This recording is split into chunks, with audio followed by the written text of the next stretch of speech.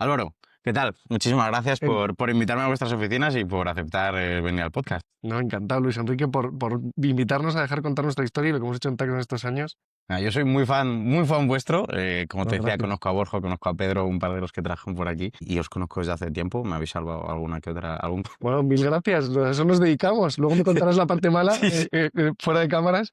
Pero yo también conozco Revenue Square y el trabajo que hacéis, que también creo que es fantástico, ¿no? El cómo creáis esa cultura de venta y ayudáis tanto a equipos como empresas, ¿no? A generar valor, a buscar talento. O sea que en eso también somos muy fans. Muchas gracias, muchas gracias. Pues me alegro. Quiero empezar un poco, como te decía, ¿no? Conociendo cómo llegas tú a la parte de go-to-market y cómo empieza Taxdown, ¿no? Digamos brevemente un poco los inicios de decir, oye, descubres que hay este problema y yo me imagino que como fundador llegas y dices, hay que vendérselo, ¿no? O sea, está aquí el programa, hay que venderlo. Entonces, cuéntame esos inicios, ¿cómo fue el decir, aquí está la idea y tengo que venderla? Total, yo no sé si empieza en Taxdown. Yo he sido muy ventas toda la vida. Al final, luego es curioso porque estás cruzando con gente. No sé hasta qué punto tú lo idealizas, pero sí que es verdad que yo, pues no sé, era el típico chico que montaba, pues no sé, vendía juegos, regrababa juegos de ordenador y los vendía en mi clase del cole, repartía periódicos en verano en la urbanización para que todo el mundo tuviese su periódico y ganaba mi dinero, creaba mi propia tiendecita de chuches, ¿no? Para que la gente, pues en vez de tener que coger la bici, ir 20 minutos a comprar las chuches, pues yo se las daba en la propia urbanización y ellos los podían comprar en el momento. Entonces, Emprendedor desde pequeño. no sé si emprendedor, pero ventas. Sí. Ventas siempre me había gustado, ¿no? Y tener impacto y ver que ayudaba a los demás, eso siempre me había movido. Y luego yo he sido consultor estratégico, esa ha sido mi carrera, estudié AD aquí en Madrid, nunca fui a clase, no me atraía mucho. Fui delegado de clase sin ir a clase, es muy curioso. Sabía que era importante para el MBA, el Class Delegate, ponerlo allí cuando hicieses la application, pero no fui a clase, pero luego viví muchas experiencias. Es verdad que en cambio sí que hice prácticas todos los años Ujú. y aprendí lo que era ir a trabajar en Londres, en Nueva York. La verdad que tuve mucha suerte trabajando en banca. Y luego en algún momento, pues consultor estratégico, que tiene una parte de ventas muy fuerte, Sí, quizás no cuando empiezas como analista. pero después Incluso yo creo que lo que diferencia a un buen analista es aquel que también está ahí metido en el cliente y es capaz de levantar otros deals. proyectos, sí, Exactamente. claro. Y ahí estuve 8 años, hice la mitad de la carrera en Madrid, la otra mitad en San Francisco. La verdad es que fueron años preciosos en San Francisco, era como la Roma de nuestro siglo, antes del COVID. Sí. Todo estaba pasando, ¿no? Toda gente muy ambiciosa, haciendo cosas muy interesantes, acabando muchas vueltas por el mundo, arreglando problemas complejos. Pero es verdad que el valor que aportas como consultor es limitado, ¿no? Porque tú vas allí, analizas un problema, das la receta y te piras. Ya vendrá alguien a arreglar este problema. Y aplicar la receta si acaso. Total, es más médico, ¿no? Pues yo te lo doy y luego ya que el paciente lo use o no lo utilice era diferente. Y de ahí, joder, acabo en Arabia Saudita, en Oriente Medio, haciendo un proyecto a 30 años para el ministro de Economía, una cosa muy etérea. Y ahí decido dejar de ser un puto mercenario, perdón por la expresión, y volverme aquí y tratar de hacer a mi país, a mi tribu, y tratar de hacer algo que ayudase a los demás. Y fíjate la suerte que hemos tenido, ahora 7 años después, Mm. somos 100 personas, un equipo brillante, yo digo siempre el mejor equipo de la galaxia, que ha sido capaz de ayudar a 4 millones de personas que tenemos como cliente en Taxdown a nivel mundial. Hemos devuelto 1,5 billones de pavos, de euros a la gente en dinero que era suyo. Es muchísimo. Bueno, muchísimo.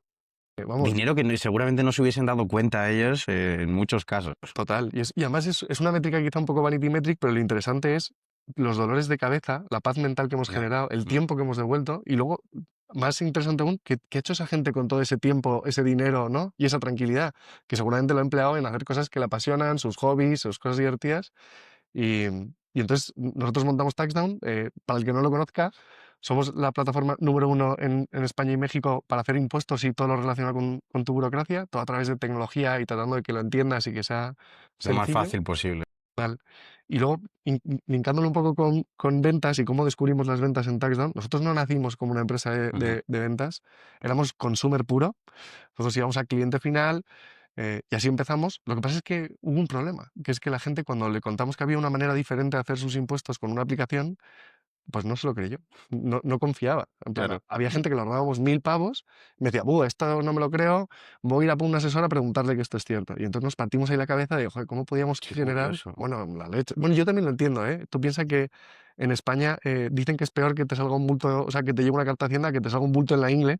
Entonces, hay una parte psicológica.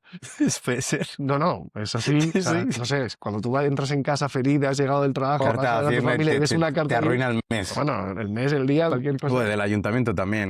Sí, Sí. cualquiera de las dos es dramática. Entonces, que se haga bien De hecho, al principio nacimos un poco con la propuesta de valor del ahorro, porque ahorrábamos mucho dinero a la gente, porque las deducciones en el borrador no vienen completas. No, Y como a uno de cada dos le ahorramos 500 euros respecto al borrador, que es mucha pasta. Y esa fue como la gran propuesta de valor al principio, y rápidamente nos dimos cuenta de que no, que era más el que estuviese bien hecha. Entonces, con esa falta de confianza, teníamos que buscar maneras de ver cómo generábamos confianza. sí. Y entonces nos dimos cuenta de que sí que había empresas, grandes bancos, las aseguradoras, que ya se habían ganado la confianza de la gente, ¿no? Y dijimos, joder, pues tiene todo el sentido del mundo. Si esta gente ya tiene la confianza de la gente, pues si llegamos a través de ellos al cliente final, será la bomba, ¿no? Y ahí nos lanzamos a hacer ventas y a intentar contar a estas empresas que podíamos ayudar a sus clientes y empleados, ¿no? Porque Tyson, en la parte de partners o de B2B, que ahora representa el 50% de los ingresos de la compañía. Mm. Es la bomba y crece más rápido que la parte de consumer, que también es Sí, interesante. eso tienes. Ajá.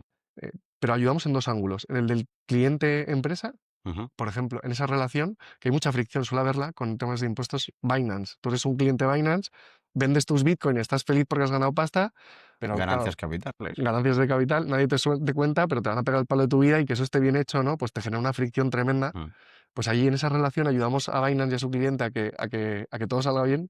Y luego en la relación empleador-empleado, porque los impuestos también tienen mucho que ver con tu curro. sí. Te cambias de trabajo, te dan un bonus, te pagan, Y el ¿no? IRPF fluctúa dependiendo. Siempre, o stock option, siempre que cambias un año de trabajo, siempre tienes lío al siguiente año con Total. Hacienda. O te han cobrado de más, o te han cobrado de menos, o no te han hecho el ajuste al IRPF correcto. Y eso genera muchos problemas. El trabajador se lleva una mala experiencia con la empresa. Sí, El de recursos humanos no quiere gestionar esto porque tampoco es donde más valor aporta cambiando las retenciones de las nóminas, ¿no? correcto. Pues en esa relación también de empleador-empleado ayudamos mucho. Y así empezamos a vender. Verdad que siempre tuvimos mucha suerte porque era un producto que se entendía muy bien. Yo aún me cuesta ir a una reunión a contar lo que hacemos y que la gente que cuando le hablo de Hacienda o de las cartas de Hacienda, como tú te reías, no pongo una cara de dolor y diga, me cago en la leche. Claro, Claro, es un producto que se entiende muy bien. eso está muy bien, porque te hace encontrar muy rápido el pain point del cliente. Total. Y ahí empezamos con esa mentalidad y fuimos ahí viendo empresas y contándoles que podíamos ayudar a los empleados o clientes y la verdad es que funcionó genial. Tuvimos mucha suerte. Qué bueno. El modelo de negocio no estaba bien definido al principio. Lo que ofrecíamos a las empresas era un descuento para que sus clientes o sus empleados pues tuviesen precios preferenciales dentro de Taxdown y de la solución. Ahora ya es otro mundo, ¿no? Las empresas pagan por esto para sus empleados o clientes, pero en ese momento Beneficio, ¿no? O eso sea, es, Jaime lo cuenta siempre, que es la persona que lidera también ventas en Taxdown, pero es el ultimate perk, ¿no? Este aplica al 100% de la plantilla, correcto. devuelve dinero a los empleados, ¿no? El salario real, tiene parte de retribución flexible, o sea, hay muchas cosas que tocan que son Casi, muy es casi interesantes. mejor que un seguro de salud, porque el seguro de Bueno, salud lo usas a veces. no, tal, Que te esto no, devuelvan impuestos quieres todos los años. no hay escapatoria.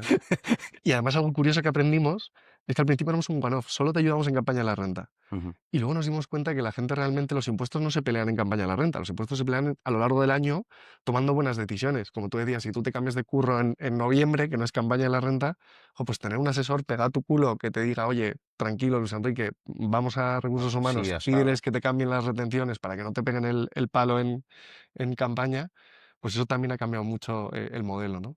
O sea, habéis pasado de un modelo de, oye, yo te ayudo con Hacienda, a modelo asesor Eso es. todo el año contigo, o sea, es un acompañamiento. ¿Y cómo ha cambiado eso vuestra estructura de equipo también? ¿O cómo ha llevado eso a Taxdown a decir, vale, o sea, ahora vamos a vender 50% de nuestros ingresos vienen de B2B, o sea, de las empresas, hemos cambiado el modelo asesor, ¿cómo hacéis para vender, ¿no? O para llegar a esas reuniones que decías donde descubres, bueno, sí que tenemos el pain y es muy obvio, pero tiene que haber una estructura de equipo de ventas detrás, ¿cuál es? Pues durante muchos años no había estructura, éramos Borja y yo. Ahí lo que tuvimos que pensar muy bien era cómo capturábamos el mercado, ¿no? Mm, También nosotros no somos una empresa pura de B2B, por ejemplo, no voy a poner nombres, como bueno, una empresa de software de recursos humanos por narices, para ganar el mercado, tiene que llegar a cada una de las empresas. correcto. No tiene alternativa, ¿no? En nuestro caso no es real, ¿no? El poder trabajar, por ejemplo, con un gran banco y sus clientes, bases de clientes, BVA, Santander, ¿no? Caixa, que son partners de Taxdown, que tienen bases de 15 millones de clientes, yo podría llegar a ganar el mercado, porque al final yo tengo que cubrir los 25 millones que hacen la declaración, sin tener que llegar a tener todas las empresas dentro de la venta. Entonces, nuestra primera impresión fue, oye, tenemos que cazar elefantes blancos, premisa. Entonces, ¿cómo íbamos a grandes bancos, a grandes aseguradoras y a grandes empleadores a contarles que podíamos, o a distribuidores, ¿no? También Sí. es interesante, Cobee, Factorial, ¿no? Que para nosotros son distribuidores, pero cómo ellos nos permitían llegar a todas las empresas. Y ahí empezamos a ir a esas reuniones, a pegarnos. No teníamos playbook de ventas, no habíamos vendido nada en nuestra puta vida. Hacíamos unas presentaciones muy bonitas, yo era consultor, entonces El PowerPoint era ese- ideal. esa skill sí la teníamos, y luego que era un producto que se entendía muy bien, o sea, era muy difícil. Yo me acuerdo en esas reuniones, primeras reuniones, teníamos un 95% de conversión, o sea, era muy raro. Madre mía. También es verdad que era una trampa, porque claro, el partner ese día no pagaba nada, era más un descuento que nosotros dábamos, era un 95% de conversión y luego la batalla iba en activación, ¿no? En cómo conseguías que sin haber pagado un duro, para el banco fuese importante para comunicárselo a sus clientes, mandar un mail, Mm. promocionarlo en su web, etcétera, ¿no? Y ahí fue la batalla y fuimos aprendiendo sobre la marcha, no teníamos ni idea, así empezamos y luego es verdad que el equipo ha ido creciendo. Ahora tenemos más un modelo, somos más account executive base, o sea, Ujú. más gente comercial senior que es capaz de aportar valor, de crear cosas, Sí. de automatizar, de utilizar inteligencia artificial, de llevar el end-to-end de la venta. Y luego también no tenemos cuotas ni cosas por el estilo. Sabemos que el tipo de partner que nosotros capturamos, ¿no? Requiere tiempo y requiere un tipo de dedicación Sí. diferente. Si lo medimos, obviamente, ¿no? Siempre creo que hemos superado el objetivo de ventas todos los años desde que empezamos. Eso sin poner Curioso. cuotas, que es interesante. También creo que cuando le das libertad a la gente, Sí, un poco yo es que lo relaciono todo, ¿no? A típicas cosas españolas, pero el yo me lo guiso, yo me lo como. Si total. tú le das toda la autonomía posible, los recursos, evidentemente, para hacerlo bien, permites que ese account executive diga, pues por aquí, por allá hago esto, tal. O pues, oye, llamo a Álvaro o a Borja, porque necesito ayuda, lo que sea. Sí que hay una serie de recursos que son comunes, ¿no? Pues Mm. hablábamos de los materiales o, por ejemplo, una vez activas, ¿no? Ese proceso de cómo le creas la integración al partner para que todo salga genial, pues sí que son más comunes y utilizamos entre todos y sí se reutilizan, pero sí damos esa libertad para que cada ventas pues busque su camino, ¿no? Eso nos ha ayudado mucho. Ahora estamos un poco también creando estructura, ¿eh? Que es Mm. un RevOps, un Customer Success, ¿no? Cosas que antes no teníamos, pero que nos hemos dado cuenta que era importante. Luego piensa que el producto nunca lo pensamos desde el lado de la empresa, lo pensamos siempre desde el lado del consumo, ¿no? Del retail. Sí. Entonces, claro, había ciertas incongruencias que no supimos prever. Yo me acuerdo cuando de repente Indra decide pagar a todos sus empleados tax-down y claro, nadie había pensado que una persona podía pagar 2.000 planes para sus empleados, ¿no? Y entonces eso provocaba que obligásemos a los empleados de Indra a pasar por un checkout donde tenían que poner una tarjeta de crédito donde les cobrábamos cero, porque no les podíamos cobrar nada, porque lo había pagado Indra. Pero claro, toda esa experiencia no tenía sentido Claro, porque generaba fricción y total. curioso. Claro, claro, es que tienes que recambiar toda la pasarela de pagos, todo el sistema. El problema es el mismo, ¿eh? O sea, que, Correcto. seguimos ayudando al empleado de Indra a solucionar esta mierda de los impuestos. Pero Indra es el que paga. Sí. Eso es. No, incluso quieren saber que va bien, ¿no? Quieren Claro. saber cuánto dinero están ahorrando sus empleados gracias a TaxDown, cuánto tiempo le hemos quitado al Departamento de Recursos Humanos de gestionar tonterías de nómina, no de impuestos, ese Sí, tipo porque de con cosas. eso calculan un poco el, digamos, el retorno de lo que es ese perk para el empleado. Total. Nosotros tenemos un uso entre el 60 y 70% cuando entramos en una empresa, que es altísimo, yo también lo veo. Muy alto, sí, Sí, sí, sí. sí. Muy alto. ¿Y ese uso se mide en base a un único uso al año o un uso del asesor o cualquier uso que ya cuenta? Yo entiendo que lo medís en año natural, ¿no? Oye, si lo ha usado para una cosa, ya lo ha usado, por lo menos. Eso es, más o menos, ¿no? Nosotros lo que tenemos son planes de suscripción anual. ¿Vale? Entonces, cuando un empleado entra en uno de esos planes, que es opt-in, él tiene que llegar, no vale con que, Vale, ¿no? Y haga algo del proceso, simule la declaración, la calcule o la presente, o haga una duda con el asesor, o tenga una duda con el asesor, todo eso cuenta como uso. vale. Ah, está muy bien. Sobre todo ahora que hay cada vez más vehículos, más deducciones, se escapan. Es increíblemente útil. A mí me hubiese encantado que mi empresa me lo pagase, la verdad. No, no, es el ultimate perk. Sí, sí. Y luego, O sea, fíjate, yo no perdón, usaba muchas de las que teníamos. Esta sí que la hubiese usado. yo tampoco, ¿eh? Nosotros aquí tenemos alguna y tal, y yo no uso nada. Claro, yo Y uso Tax- TaxDown. y Taxon sí. Pero luego otra cosa interesante es que la visión de la compañía no fue hacer impuestos, fue un poco liberar al mundo de la burocracia. Nos dimos cuenta, como tú decías, que cualquier cosa que intentes hacer con el gobierno, en general suele ser bastante dramática. Entonces, el hecho de poder usar tecnología, sentido común, ¿no? Sí. Simplificar la experiencia. Entonces, también hacemos trámites. Ayudamos a la gente pues, con trámites típicos que puedes sufrir en una Yo eso no empresa. lo sabía. Qué Sí, bueno. maternidad. Es verdad que es menos conocido, pero bueno, cada vez le vamos dando más bombo y lo vamos construyendo poco a poco, pero maternidad, paternidad, todo este tipo de jubilación, despidos, ¿no? Todo este tipo de trámites que generan una fricción con impuestos o casos muy concretos, 7P, Ley Beckham, ¿no? Que son casos como muy únicos donde la empresa o el trabajador sufren mucho, pues en todos esos ayudamos y presentamos los modelos, etcétera, y todo de manera automática. Qué gusto. Hay muchos ex compañeros míos de Salesforce que le vendría bien lo de la ley Beckham seguramente, porque No, pasaron no, tiempo en Dublín y vuelven para acá, suele ser un lío. sea, No, si, no, no, no. si la empresa no está preparada, al final el lío es monumental. Y es mucho dinero. O sea, en Es caso mucha son pasta. 40.000 euros No, de no, evolución, o sea que es basta, muchísimo dinero. basta. ¿Y cómo hacéis? Porque una de las cosas que me parece interesante es vosotros tenéis partners de muchísimo valor, ¿no? O sea, tenéis partners, vendéis a empresas y tenéis la parte del retail, de ir directamente al consumidor.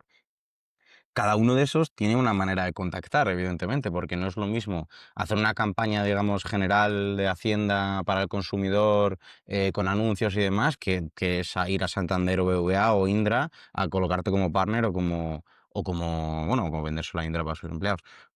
¿Cómo hacéis ese approach? ¿Está estandarizado para los comerciales? ¿Cada comercial tiene un poco su manera de llegar a los clientes? ¿O qué canales os vienen mejor? Sé que sois mucho de campañas de branding que os han venido muy, muy bien. ¿Cómo organizáis todos esos canales, ese outbound, ese marketing? Porque pues mucho, ¿no? Y al final son 3 clientes muy diferentes.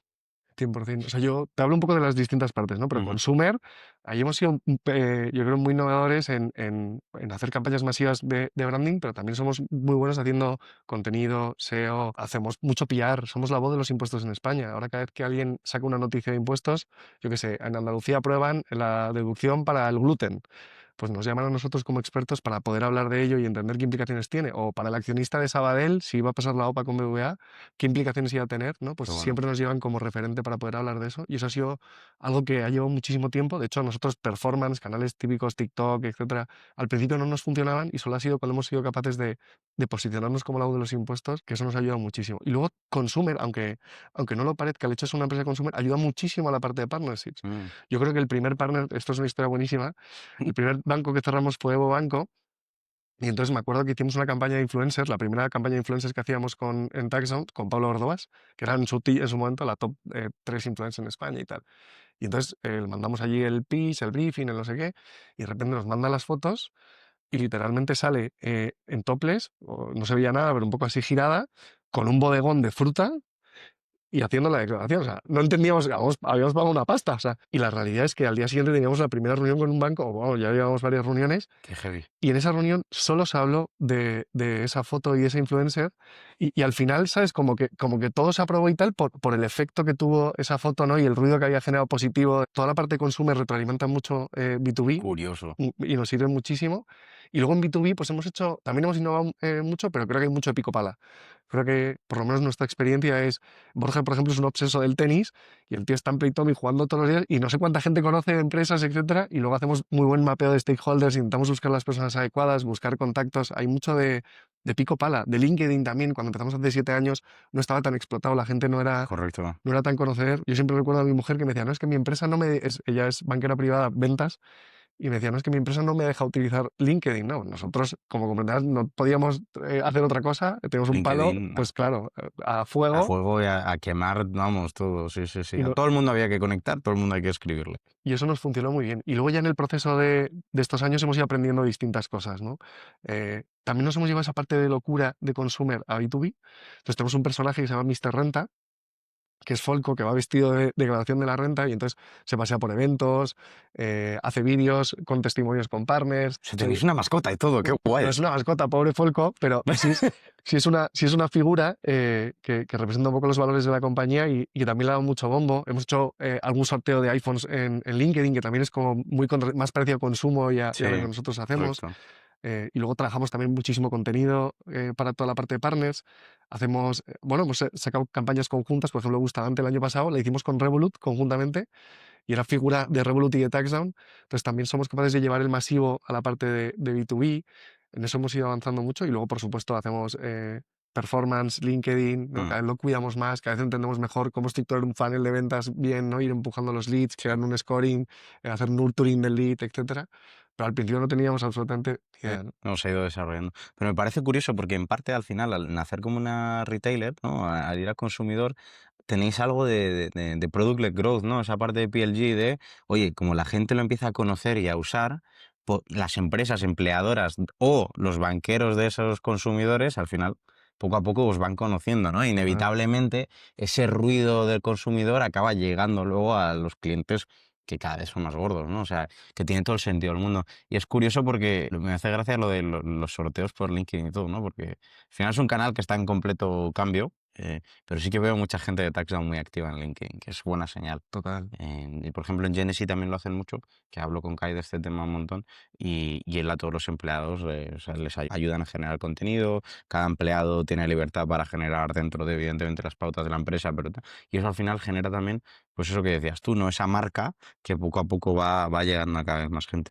Y aún no somos capaces de tener una marca bien diferenciada en B2B, ¿no? Me decías tú, yo no conocía esta parte de los trámites, o sea que seguimos trabajando en ella día a día es algo fundamental. Pero bueno, para mí creo que hay empresas que lo han hecho fenomenal. Kobe creo que fue capaz de Sí. construir una marca muy rápido, ¿no? Muy potente en la parte de empresa. Pues yo creo que ese es un poco el objetivo. Qué bueno. Y me hablabas un poco de esas personas nuevas que estáis contratando en el equipo, sobre todo la parte de RevOps, que me parece súper interesante.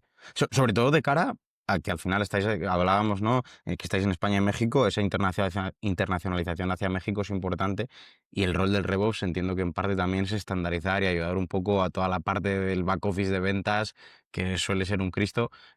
Cuéntanos un poco, ¿no? Cómo esa estructura de equipo ha ido cambiando de cara a la expansión en México y cómo lo estáis afrontando. Lo importante para vender en México es tener un mexicano. Yo creo que eso es lo primero que nosotros hemos aprendido. Y eso es lo primero que hicimos cuando nos expandimos, traer a alguien que pudiese liderar la venta allí. Ujú. Y luego es verdad que lo hablábamos antes, ¿no? Que tenemos mucha suerte los españoles de poder tener empresas de primer nivel en España que también son empresas de primer nivel en México. Correcto. Entonces, el poder hacer esa migración a través de empresas españolas a México, nosotros ya éramos partners de BVA, pues poder trabajar con BVA en México nos ayudó mucho y nos ha llenado el camino, que eso es súper interesante. Y luego RevOps, nosotros, me van a matar el equipo, pero es que no tenemos CRM. Literalmente creo que, Kai, me debes un CRM, por cierto, eh, pero es cierto que no lo tenemos. El poder traer a alguien, ahora que empezamos a coger más estructura y 10, 12 personas de venta, sigue creciendo, duplicando cada año, sí que empezamos a necesitar el poder hacer un seguimiento de qué está pasando, pero la realidad es que hemos sido un poco desastres ahí. Y luego también el RevOps cada vez está cambiando un poco la manera de cómo su rol influye en las ventas, ¿no? Antiguamente quizás era más esa parte de back office Sí, y creo que cada vez se orienta más hacia el valor. Y eso también es correcto. más interesante, ¿no? El cómo nosotros podemos mejorar y hacer mejor el proceso de venta en cualquier momento, ¿no? Pero siempre con la intención no de vender más, que quizás no es la métrica a veces más importante, sino de que el cliente o el empleado estén felices, porque eso luego se traslada en valor, en buenos Mm. contratos. Que pases menos tiempo para enviarle las cosas, Total. que su ciclo de ventas se acorte, que sea más eficiente, que no tarden en llegar las cosas. Eso sí que es verdad que es muy relevante. Las joyas de la corona, las objeciones principales, ¿no? El poderles darles respuesta en cada reunión, o sea, ese tipo de cosas ayuda Y, muchísimo. y si te puedo preguntar, entonces, ¿qué herramientas estáis utilizando si no tenéis CRM? Yo es que viniendo de Salesforce, que es puro CRM, claro, cuando una empresa me dice no tengo CRM, mi cerebro dice, A ¿cómo? ver, tenemos HubSpot, pero es verdad que, como te decía, para nosotros hay 200 empresas en España Sí. clave que tenemos que tratar, entonces se puede gestionar un Airtable, que para nosotros era importante. Nosotros usamos Airtable, Ok, que tampoco nos hace falta mucho más a como Revenue Square para gestionar. Oye, pues tener todos los miembros y gestionarlos y demás, pero no necesito gran cosa. ¿no? Y que hoy en día Replit, Lovable y traes un CRM en 5 minutos, ¿no? Pero bueno, es verdad que tenemos HubSpot, ahí lo empezamos a utilizar más o menos, pero bueno, a ver cómo. Y cuéntame de ese launcher en México y cómo ha ido evolucionando ahí Touchdown, ¿no? Porque entrar en un mercado nuevo, muchas veces, o sea, una de las cosas que hablaba yo en uno de los podcasts anteriores sobre lanzar a México es, oye, a veces nos pensamos que culturalmente somos extremadamente parecidos y sí que hay muchas similitudes, pero hay muchas cosas que son específicas y dentro de incluso el propio Latinoamérica como negocio, cada país es completamente diferente, ¿no? Y México ahora mismo que está en boom, pues tiene también ciertas características de mercado de moverse rápido, querer probar cosas, estar en pleno boom, entonces hay mucha inversión. ¿Cómo lo estáis viviendo vosotros y cómo habéis entrado ahí? Pues, como tú decías, esa falsa percepción de que la cultura es la misma no es real, y más con un problema como los impuestos, que en Mm. México ni Dios presenta impuestos. No es como en España ese miedo del que hablábamos antes, nada que ver. Igual que aquí en una venta era muy fácil ir a una empresa y contarle los beneficios de TaxDown, en México es mucho más complejo, por lo menos nosotros lo hemos enfrentado mucho más complejo, entonces hay que hacer una labor mucho de lo que hicimos en España al principio, de crear una categoría, de Vale. explicarle a la gente que hay otra manera de hacer las cosas, y eso siempre lleva tiempo, ¿no? y mucho esfuerzo. Pero luego hay algunas nuances, como te dices, culturalmente diferentes. En México la parte presencial sigue siendo tremendamente importante. El look también sigue siendo tremendamente importante. Hay cosas como quizás que en España hace 5 años eran tan más importantes, pero hoy en día han dejado de serlo. La regionalidad en México también es Sí. fundamental. El poder estar donde están las distintas empresas en México, ¿no? Es claro. Y luego la relación. O sea, en México quizás la manera de hacer negocios no es tanto como la española. Mm, Hay una parte de confianza muy fuerte. Aquí somos quizá un poco más directos, ¿no? A mí me da la impresión. sí, tiene sentido. No, no, pero hay una cosa, lo que has dicho de la regionalidad también me parece súper interesante, porque México es que es un país gigantesco. O sea, entre el norte y el sur, y el centro, y el DF, y el no sé qué, es mucho más diferente que si te vas de Madrid al norte, al sur, a Barcelona, a tal. O Total, sea, nada que ver. ¿y tenéis ya una estructura de allí equipo o cómo? Porque me comentabas que Mm. se están duplicando, ¿no? Los comerciales año a año. ¿Cuántos están dedicados a México por ahora? ¿O es más función ahora de marketing, como decías tú, y de evangelizar un poco en ese sentido lo que Yo se creo puede que hacer? es más una función, como decías tú, mixta, pero ahora tenemos 3 ventas en México, 3 accounts, y que es verdad que se nutren de mucho intentamos hacer que todo sea un poco escalable, ¿no? Y entonces los materiales son muy reutilizables, los testimonios, los vídeos, lo que hablábamos antes, ¿no? Son el mismo tipo de empresa. Y ahora la idea es cómo seguimos creciendo, pero sí, duplicaremos equipo en México. Yo creo que hasta que no tienes, o por lo menos como hemos visto en España, 10, 12 accounts, no empezamos a meter otras posiciones.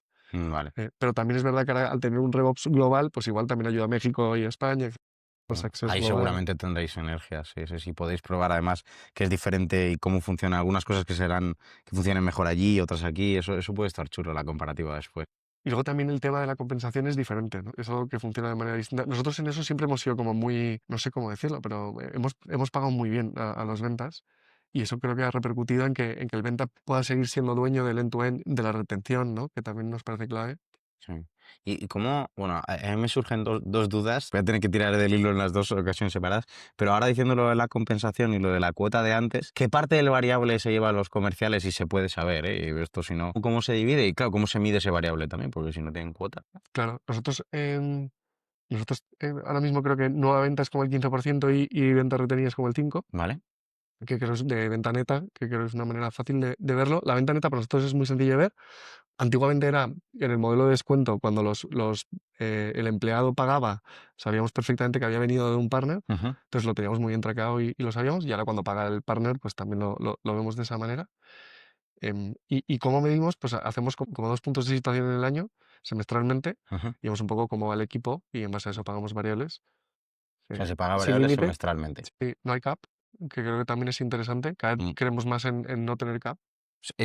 Sinceramente, creo que los mejores comerciales van a empresas donde están en Capt. Siempre. Mm. O sea, yo. Porque ser un muy buen comercial y verte de repente limitado porque la empresa no te quiere pagar más es muy doloroso. No, Porque tiene luego mucho tienes un sentido. muy, muy, muy buen año y no te has pagado la mitad de tu variable. Total. Tienes que crear un mundo. O sea, a ver, yo creo como tú que si contratas a un muy buen ventas va a ser alguien ambicioso que aunque un año se lleve muchísimo dinero, el año siguiente va a querer llevarse muchísimo más y va a seguir siendo así, va a Correcto. querer aportarle a la compañía. Pero sí que es verdad que pasa, ¿no? Que yo entiendo que en corporates o en empresas que son quizás más grandes, tengas ese backfire de si a alguien le pagas mucho, pues quizás el año que viene no tiene esa motivación, ¿no? Para empujar. Correcto. Pero por lo menos en Taxon a día de hoy no ha pasado. Qué bueno. Qué bueno. El otro hilo del que quiero tirar es el tema de las posiciones, porque me decías, hasta que no tendremos 10 accounts, pues no contrataremos ninguna otra. Pero en ningún momento hemos hablado de SDRs, ¿no? Que es pues la típica estructura, ¿no? Es, oye, pues SDR con account executive versus un account executive que lleve todo. ¿Por qué no hay SDRs en Taxdown, no? ¿Y cómo hacéis eso? Hay uno que se llama Alberto. Que tiene que ser un máquina, entonces. O sea, es un máquina, pero es verdad que quizás no es el SDR tradicional, porque Mm, es alguien que crea automatizaciones, que ayuda, que empuja, o sea, no sé si es la posición tradicional de un tío que tienes sentado pegando correcto. telefonazos, Pues eso ¿no? me tocó a mí. Pues no es quizás esa posición, hace otro tipo de roles y trabajos. Entonces sí que hay alguien que mueve otro tipo de deals, pero sobre todo los deals grandes, o sea, el tipo de enterprise, un SDR para nosotros no hace sentido. Claro. Entonces, quizás está más para la parte pues eso, de inbound. Claro, a ver, tiene sentido, ¿eh? Y simplemente era la duda de decir, oye, eso significa entonces que todo el outbound también lo hacen los comerciales. Entonces ellos se lo guisan, lo que decíamos antes, ¿no? Ellos se lo guían, eso se lo comen. Nosotros, o sea, una de las cosas que yo me di cuenta cuando trabajaba en Salesforce es que el puesto de BDR, que era como un SDR para Enterprise, tenía muchas dificultades. Y es que o tenías muchísima experiencia y mucho business acumen para ir, porque yo trabajaba para aseguradoras y bancos, para de verdad hacer outbound a aseguradoras y bancos, o te ibas a dar contra paredes continuamente, porque es verdad que el SDR lo tienes que tener o muy bien entrenado, o que maneje inbound, o que vaya a startups, o si no, en Salesforce no funcionaba, era complicado. O sea, ahora es muy curioso, tío, porque, o sea, primero, nosotros hemos creado un equipo de ventas que trabaja todos los días en construir cosas. O sea, parte de su trabajo ya no es solo vender, sino es también construir cosas. Con marketing o Sí, con los equipos de marketing o de contenido, cuando hacen outbound, ya ni siquiera es que ha llegado marketing, les da una idea maravillosa y ahora empújalo a través de tal, sino que ellos han construido con marketing qué outbound quieren hacer y cómo lo quieren hacer. Y qué lo, bueno. joder, es la bomba. Lo mismo pasa con producto, ¿no? Ellos trabajan de la mano con el equipo de producto para que luego no vendan cosas que ni siquiera conocen o incluso al revés. Si han identificado cosas en el partner que son interesantes, ¿no? Las traen a la casa y con eso trabajamos. Y tienen una parte de su tiempo dedicada a esto. No sé si a ellos les encanta, pero creo que luego es muy útil. De hecho, te diría que es extremadamente útil ya solo con la parte de marketing, porque la parte de producto me parece crucial, ¿no? Que haya feedback y haya un feedback loop constante. Pero con marketing, que normalmente suele ser la pelea de todo vendedor, es, me llevo fatal con marketing, marketing me cae muy mal, sus campañas son muy malas. Cuando consigues que... Es verdad, o sea, esto es cuando Yo tú no tengo eres... esa percepción, o sea, es que no he vivido Claro, otra por cosa. eso. Es que es continuo. Claro, cuando nosotros estábamos, por ejemplo, en Salesforce o en cualquier empresa tecnológica, normalmente el problema es que hay una desconexión enorme entre ventas y marketing. Marketing hace un poco lo que ellos quieren y ventas también. Y entonces, claro, te entran leads de marketing y estás hasta las narices de los leads de marketing porque o son muy malos, o no están bien cualificados, o no son leads calientes, o vienen de ver un webinar aleatorio de sostenibilidad que ha hecho Salesforce, que esto me pasaba mucho a mí, pero que no tienen ni idea de lo que es un CRM. Y esto era súper común. Y lo que sí que veo es que eso, cuando a medida que una empresa es muy grande, pues suele pasar que esa división casi ocurre por inercia, pero en empresas en crecimiento, cuando consigues conectar el marketing con ventas, es muchísimo mejor, porque el feedback que recibe marketing de lo que está viendo ventas hace que sus campañas vayan mucho más atinadas. Total. Y viceversa, cuando tú sabes qué campaña está haciendo marketing y te pones a hablar con un cliente, no la lías porque vas alineado con el mensaje de Total. marketing. Y luego lo que te decía, hay otro mundo incluso hasta más potente, que es cómo involucras a marketing con los equipos y a ventas, con los equipos de marketing del partner. Mm, Entonces, Revolut, ¿no? El hecho de que nosotros pudiésemos volvernos locos y lanzar una campaña con Bustamante, ¿no? Ese tipo de... Solo pasa si marketing está dentro del deal, claro, está hablando, ¿no? El idioma del partner, etcétera. Y eso pasa, es muy común. Entonces tenemos muy buena relación con todos los departamentos de comunicación y de marketing eso es crucial. de los partners, ¿no? Que nos permite amplificar lo que hacemos, contarlo mejor, aprender. Ahora está muy de moda el tema del Forward Deployed Engineer. ¿Qué es eso? Esto es un concepto, bueno, yo creo que es como cuando yo era consultor. Cuando yo era consultor, yo me iba al cliente, me sentaban allí con el cliente y me tenían uno ayudando al cliente en el momento, on the spot, y luego pues con la oreja bien abierta para ver si había otras cosas que pudiésemos vender, ¿no? Ujú. Entonces ahora en SaaS o en tecnología, Palantir ahora es el que como que lo ha liderado, pero está muy de moda esa figura de un ingeniero que está dentro del partner, pues eso, ayudando directamente en el partner, entendiendo bien cuáles son sus necesidades, etcétera, y ayudando luego a llevarlo a producto y que eso se construya, o al Vale. equipo de ventas para crecer el acuerdo, etcétera. Vale, ya sé a lo que te refieres. Hostia, pues que no sabía, esto me parece súper interesante. Forward Deployed Engineer, y lo tienen eso, los equipos de B2B en general, o no es ventas, en verdad es un poco ventas. Sí, es una mezcla curiosa, pero necesitas que sea técnico, Es así. tiene que saber de producto y tiene que tener esa chispita de... Pues un poco lo que decías tú antes como consultor, ¿no? Aquí hay otro proyecto. Es como el Ah, preventas técnico antiguo, sí, ¿no? sí. Bueno, en Salesforce seguíamos teniendo preventas. Pues es como un preventas, pero que lo tienes metido ahí todo el día, ¿sabes? Trabajando en el proyecto. Mm, qué bueno, súper interesante. Vale, quiero preguntarte una cosa que me gusta mucho, sobre todo a alguien que lleva literalmente desde los inicios de la compañía, que es, hemos hablado, ¿no? De que al final ibais primero al consumidor, luego fuisteis a los partners y demás. ¿Cómo hicisteis esa...? Porque es que, cuando tienes una empresa como Touchdown, que el problema es, aplica a todo el mundo que cotiza, que es un porcentaje muy grande de la población, porque lo único que excluís a los niños. El 50%. ¿Cómo defines un poco a quién vas primero? Ese cliente ideal inicial. Yo lo pienso y digo, no, si es que el TAM es todo. O sea, ¿no? Entonces, ¿cómo hiciste esa definición de pues a quién vamos primero? Porque tampoco podemos ir con una metralleta, porque nos vamos a desgastar, ¿no? Hay que ir identificando. ¿Cómo hicisteis eso? Qué curioso, porque ahora eso es el ICP y toda esta mierda, que yo no sabía que se llamaba ICP, no sabíamos nada, no entendíamos nada. Entonces, lo que hacíamos cada año en septiembre era nos sentábamos y pensábamos, bueno, ¿cómo somos capaces de capturar el mercado entero, ¿no? Y a por quién tenemos que ir primero. Entonces, había diferentes variables, ¿no? Ujú. Una era el volumen, entonces, joder, sabíamos que los bancos, las aseguradoras, pues tenían millones de clientes, entonces nos acercaban mucho a cubrir ese mercado. Pero luego había otro que era, por ejemplo, el dolor o el problema de impuestos en particular, ¿no? A pesar de que un banco tenga millones de clientes, Binance, que tendrá pues menos millones de clientes en España, tiene un dolor muy fuerte con el tema de los impuestos, ¿no? Vale. Había diferentes variables que nosotros pesábamos en la coctelera para entender quiénes eran esos 50, 100 partners que nos interesaban y que teníamos que ir a por ellos. Y lo mismo un poco con la parte de empleadores o en la parte PERC y de empresa, donde hay empresas que pues, a todo el mundo le aplica el problema de las retenciones que hablábamos antes, ¿no? De que te retengan mal, pero en cambio el 7P o las RSUs y Stock Options aplican a McKinsey, a BCG, a Google, ¿no? A un tipo de empresas nicho que tienen una problemática de impuestos. El 7P que tú hablabas, pues Sí, no todos, perdonan la ley la de... Beckham.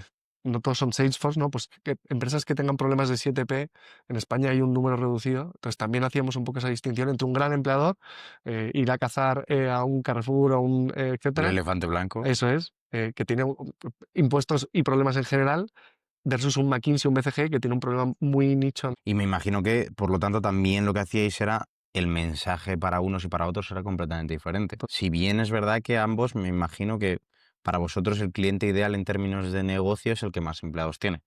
No necesariamente el que tenga una problemática específica. A pesar de que, o cómo va ahí el tema del pricing, ¿no? De cara a decir, oye, yo entiendo, que igual me estoy equivocando, ¿no? Pero yo entiendo que como cliente en términos de ingresos generales es mejor alguien con muchos empleados, ¿no?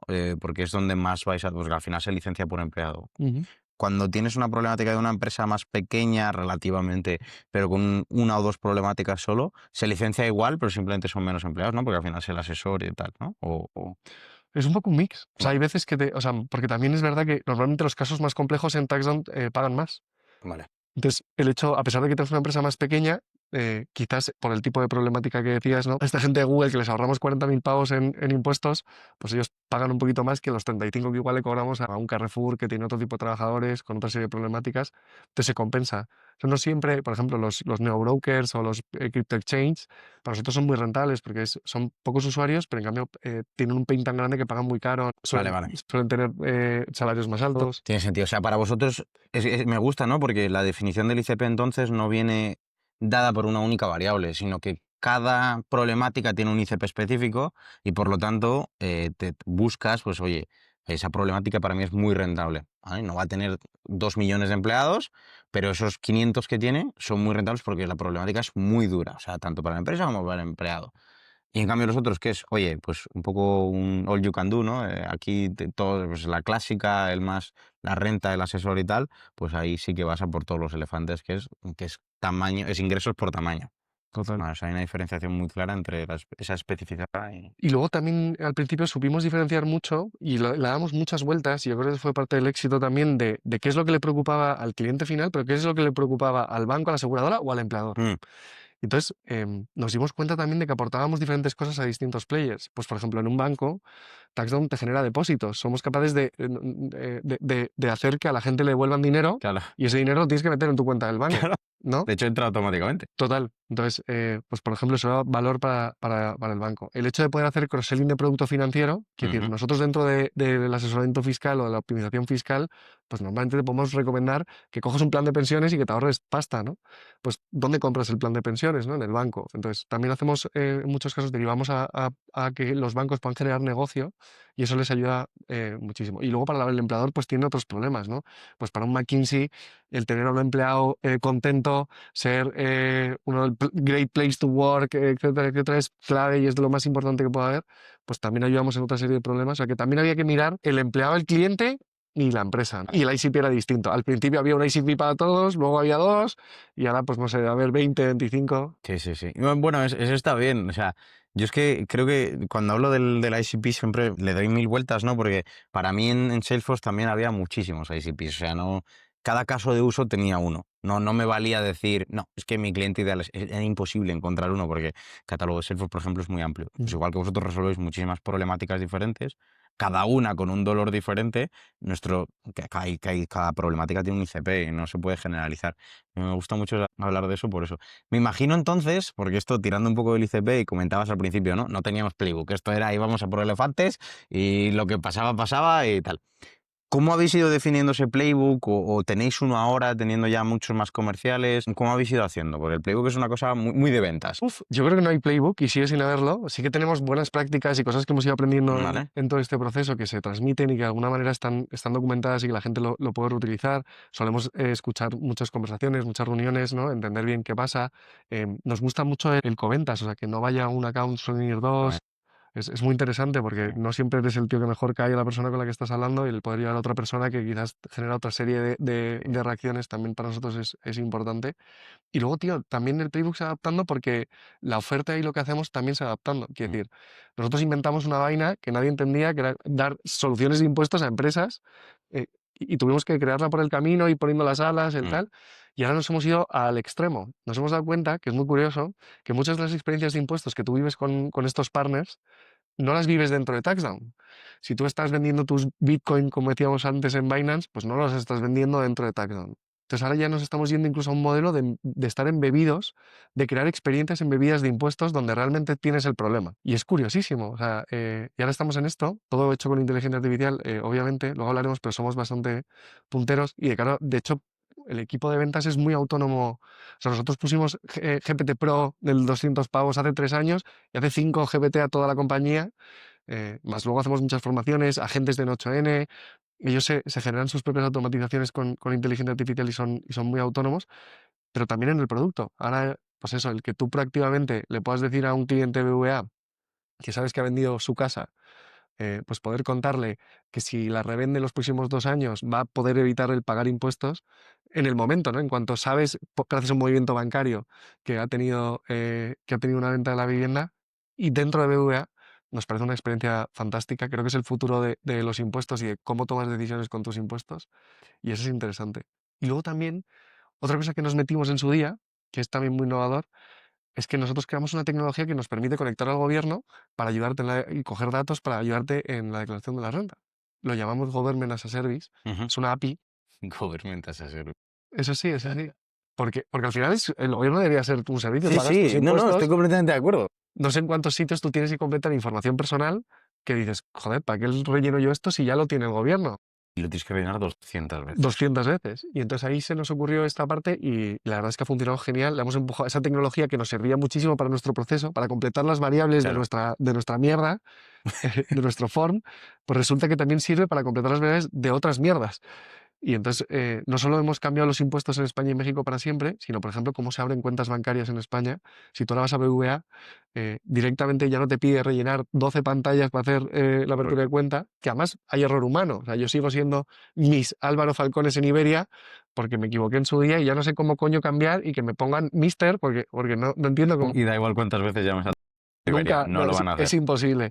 Pues esto lo que permite es para el usuario tener una experiencia fantástica porque pasa de hacer 15 pantallas a una y para el banco, en este caso, para la apertura de cuenta es fantástico porque los datos vienen del gobierno, sabes que son reales, no hay error humano Te y ahorras mucho tiempo. muchísimo. Y se puede utilizar para cualquier proceso. Hipotecas, préstamos al consumo también hacemos. Es que es una maravilla. Total, Es que es verdad, es curioso que tienes que rellenar todas las veces todo. total. Bueno, imagínate, o un seguro de coche con Rellenar Mafre. otra vez entero todo. Sí, sí, sí, es que que no recuerdo un solo trámite ahora que lo estoy pensando donde no haya tenido que rellenar todo.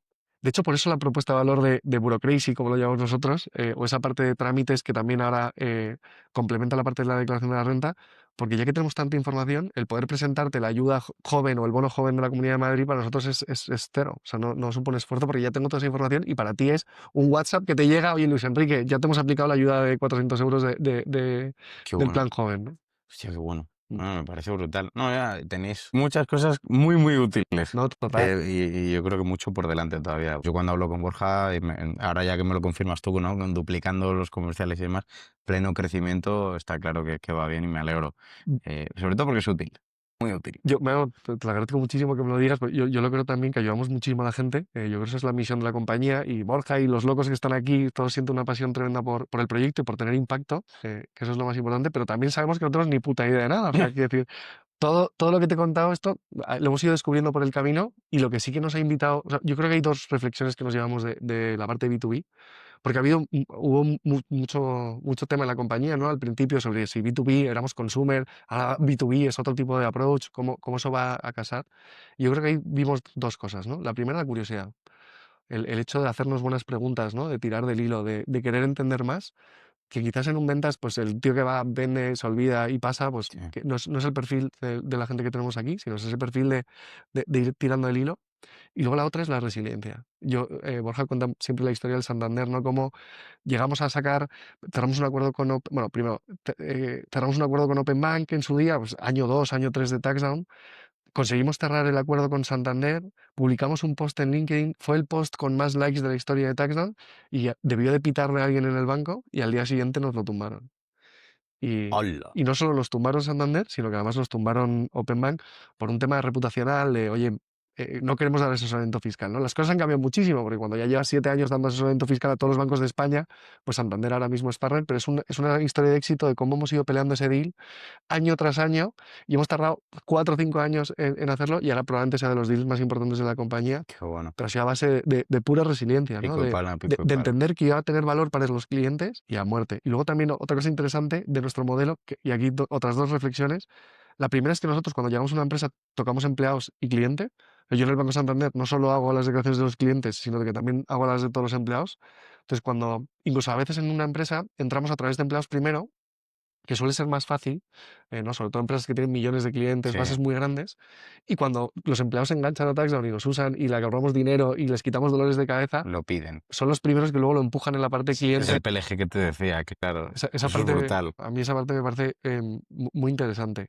Yo cualquier empresa que le funcione ese tipo de entrada, creo que demuestra muy claramente el valor aportado. Porque no, o sea, esto es como, para mí, por ejemplo, otro que creo que aporta valor a mi perfil, ¿eh? Yo soy un friki de hacer deporte. Entonces, a mí cuando yo pedí Gym Pass como un loco. Pues igual que pido que me quiero que me ahorren impuestos, pues tal. Entonces, lo que está clarísimo es que si alguien llega, quien sea, y dice, oye, yo quiero que me pongáis Taxdown como tal, es que a esa persona, y claramente a mucho más, le habéis aportado valor. Que yo creo que es el mejor medidor. O sea, cualquier estrategia de ese tipo no funcionaría si no hubiese valor aportado, de verdad. También creo que es lo que decíamos al principio, ¿no? Es un valor que además es muy fácilmente cuantificable. Me ha entrado tanto este año, me han devuelto tanto este año. No sabía, joder, lo de la casa. No sabía que me podía ahorrar esto y me ha ahorrado tantos impuestos y si no me lo llega a contar mi asesor, no me hubiese enterado nunca. Eso sí. Y eso sí que me parece a mí crucial, porque yo y cualquier trabajador no tenemos tiempo para enterarnos de cuándo podemos deducirnos de A, de B, de C. Nadie tiene ni idea de esta mierda. Además, no lo hacen No. fácil, no lo hacen fácil, está oculto, está en el BOE de 2018, en el cuarto artículo. Y otra cosa que te decía que también creo que es clave es esa parte de no conformarse. Nosotros nos hemos reinventado. O sea, primero, tenemos la suerte de ser la última cola del desierto. No hay empresas en España que ofrezcan esto a sus empresas y eso, claro, llega un punto en el que puede ser distorsión de la realidad, ¿no? Hasta qué punto mi equipo de ventas es la bomba o es que estoy vendiendo algo que nadie tiene y entonces se vende solo, ¿no? Es como Coca-Cola, básicamente. No se lo digas eso a tus comerciales. Yo se lo digo. De hecho, les empujo a que sean conscientes de ello, de, Mm, de que de que, de que uno, somos la última Coca-Cola del desierto, que es buenísimo, ¿no? Y que aprovechen porque no sé cuánto dura ese tipo de modes, ¿no? Y hay que explotarlos sí, siempre a y fuego. muy rápido. Pero la otra es que no se tienen que conformar, que lo que inventamos hace 5 años o la manera que teníamos de captar ventas o el producto incluso o la solución que ofrecíamos a las empresas hace 7 años no tiene nada que ver con la que ofrecemos ahora, ni dentro de 3 meses ni dentro de 6. Entonces es un producto que constantemente va agregando más valor al partner, que Mm, eso también... por el mismo precio, ¿no? A mí me recuerda un poco a GPT, ¿no? Que pagas tus 20 pavos, pero cada 3 meses o cada 6 meses te multiplican el valor por 5 por 10. sí, Pues esa manera de trabajar, de estar siempre buscando qué es lo siguiente, creo que también para nosotros ha sido muy útil. qué bueno. Brutal, brutal. Bueno, me está encantando la conversación, pero quiero ponerle un poco un broche de oro, que es la parte de los KPIs que te decía, ¿no? Tú al final, como CEO, como fundador, habiendo visto toda la evolución, teniendo la expansión ahora a México, una de las cosas que digo siempre en el podcast es que en Go-to-Market y en ventas puedes tener decenas, si quieres, de métricas. Todo lo puedes medir. Convierto esto, mido esto, tanto tiempo en llamada, tantos comerciales, tanto crecimiento, tal. Pero normalmente hay un par para cada persona y para cada empresa que son más relevantes. Entonces, ¿qué 2 o 3 KPIs para ti son los principales y los que no te dejan dormir si van mal? Que yo, por ser honesto, yo creo que el principal KPI es lo que decíamos antes. ¿Cuántos dolores de cabeza, horas hemos devuelto a la gente y cuánto dinero? Yo creo que eso para nosotros es la clave de ventas. Mm, Lo que mejor nos ha funcionado no es ni centrarnos en el revenue, ha venido después, fíjate. Ha sido crear algo que la gente realmente utilice, le sea valioso, como decías tú, y le sea útil. Entonces, el cómo medimos eso, el cómo ayudamos a ver cuánto hemos ahorrado a un empleado, cuánto le hemos ayudado, cuántas horas le hemos quitado. En un proceso que eran 25 minutos, cómo hemos conseguido convertirlo en 1 minuto, en 2 minutos. Para nosotros creo que eso es la obsesión, tanto del equipo de ventas como del equipo de producto de ventas o de la parte B2B. Creo que ese es el 100%. Y luego es verdad que necesitas un proxy de valor, que probablemente sea el revenue, ¿no? Que miramos, pero no lo miramos, como decíamos, a cuota, semana a semana, que ha sí, vendido alguien. Creo que es un poco triste, por lo menos en nuestra opinión, ¿no? Eso es el estar persiguiendo a alguien, la cuota, el látigo, el no sé qué, cuando el proceso de ventas no siempre es tan cuadriculado, ¿no? sí. Y por lo menos en nuestro caso, ¿eh? Hay distintos tipos de empresas y modelos, pero en nuestro caso mucho se va construyendo con el tiempo y lo que te decía Santander, pues si yo hubiese llevado cuotas, 5 años después no sería uno de los deals más importantes de la compañía. Eso tiene todo el sentido del mundo, sobre todo cuando el proceso del deal no es, o sea, cuando el ciclo es largo. Cuanto más largo es el ciclo, menos sentido tiene una cuota mensual, por ejemplo. Total. Y luego que la gente entiende muy bien o sea, la compañía en general, ¿no? En plan, ¿cómo va ventas? Pues también es una manera muy fácil de entender que estamos llegando a objetivo o que vamos bien. Qué bueno. Pero ya te digo, durante 7 años, a ver qué pasa este año, toquemos madera, pero hemos superado los objetivos año a año, o sea que espero que sea otro gran año. Bueno, vale, yo también lo espero, yo también lo espero. No, mil gracias. Para cerrar, Álvaro, tú que con toda tu experiencia, 3 preguntas rápidas. Bueno, la última no es rápida. Un error que creas que haya redirigido, ¿no?, la carrera, tu carrera o Touchdown en general, puedes aplicar lo que quieras. Un consejo para alguien que esté empezando y la tercera hablamos del futuro. Yo doy dos importantes, o por lo menos que a mí me han ayudado mucho. El primero tú puedes ser lo que tú quieras ser. Y eso es ese concepto que quizás en la cultura española no está tan marcado.